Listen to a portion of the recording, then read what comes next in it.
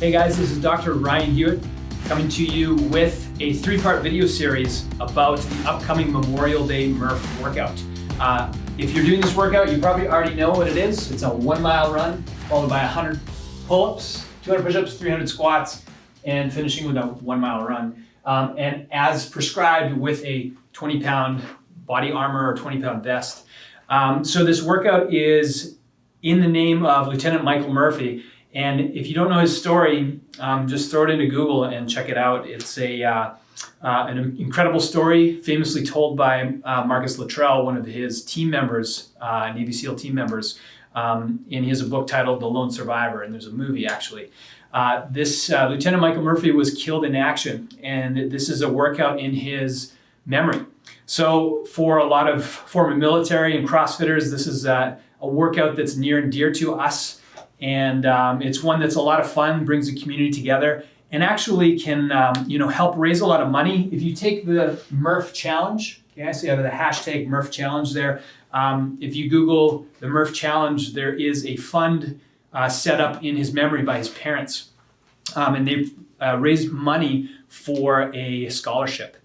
So I encourage you to sign up for the challenge, donate, and have fun doing this workout. So this first video that I'm doing here is going to be the mental aspect of doing this workout. The next 2 videos, we're going to do one on the physical preparedness. So I'm going to teach you some activation strategies beforehand, and then also nutritional. So let's jump right into the mental aspect of this. So I've done this workout at least a dozen times. I've done it everywhere from like the perfect day with my favorite grips and body armor and people cheering me on to doing this at a Navy SEAL camp called Kokoro, where I had Navy SEAL, former Navy SEAL instructors breathing down my neck, screaming at me, with the worst rucksack possible, full of sand, in full recon gear in 100-degree heat. So I can tell you, no matter the situation of how or when you're doing this workout, these mental techniques will help you tremendously. These techniques I'm teaching you are from a Navy SEAL commander named Mark Devine. So he has a program called SEAL Fit, and one of his mental toughness tenets here is the big 4. Okay. So number 1, he talks about visualization. So visualization is super important, winning in your mind first. So in other words, when you're taking on this workout, make sure you visualize succeeding and visualize how you're going to tackle this workout. Are you going to wear body armor? So my advice here is if you can do this workout with no body armor in under 45 minutes, that's when you want to start thinking about throwing the 20-pound vest on. Now, if you've never done a workout with a 20-pound vest on, this is probably not the first one to start doing it with. Make sure you have some experience with the body vest first. Ask your coach, they know you the best as an athlete. So make sure you're visualizing how you're going to do this workout, number 1.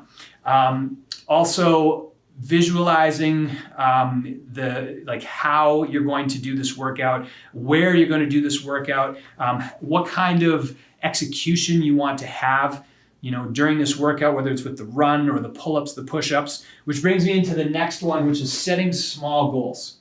So beforehand, know exactly how you're going to partition this workout. So I've done this workout one of 3 ways. Come forward a little bit, Nick. So number 1, I've done this as a Cindy type of partitioning. So in other words, you're doing 5 pull-ups, 10 push-ups, 20 squats. So in other words, you're doing a 1 mile run, 20 rounds of Cindy, and a 1 mile run. This would be likely the easiest version or the most efficient way to do it. There's also another version which they did at the CrossFit Games one year, which is like double Cindy. So in other words, you're doing 10 rounds of 10 pull-ups, 20 push-ups, 30 squats. That one's a little bit more challenging. And then, of course, the most challenging is unpartitioned. Okay, so this would be increasing in difficulty.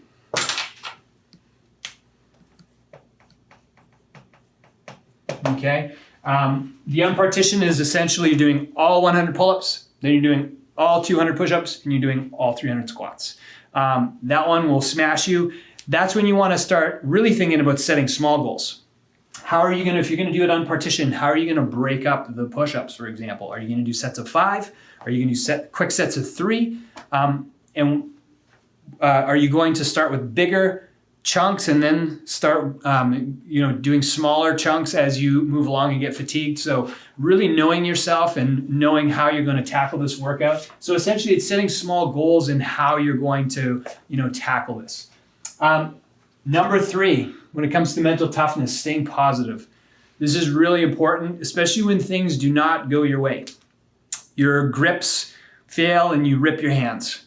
You start fatiguing on the push-ups faster than you thought you would. Your run doesn't go quite as well and you come in at 10 minutes instead of 8 minutes. So really making sure that you're staying positive and making sure you are staying in control of the things that you have total control over. In other words, don't worry about the weather. Don't worry about your hand ripping. Don't worry about how fast your buddy's going beside you. Make sure that you are staying positive and making sure you're focusing on the things that you have full control over, like your attitude, okay? Like your effort, okay? Your don't ever quit mentality, okay? So making sure you're always in your mind staying to the positive. And number 4, which is often forgotten, is breath control. A lot of times when we start fatiguing and things aren't going your way and you start to panic, you start to lose your breath control. Breath control is really important, especially when it comes to recovery. Breathing through your nose, taking deep diaphragmatic breaths, that will help slow your heart, take you more from a sympathetic, which is stress response, to a more parasympathetic, which is rest and repair. Recovery, letting your heart rate come down, making sure that you are always focusing on taking larger breaths in, making sure you're recovering well. So those are my tips when it comes to the mental side of tackling this workout called Murph. Next week, you guys, I'm going to get into the physical preparedness side, where I'm going to show you some activation strategies. A lot of people I find don't warm up well for Murph because it's usually a big event, big organized thing. There's not much of a warm up and most people are just jumping right in. So quick activation strategies, some tips when it comes to physical preparedness. So look for that and I'll see you next week.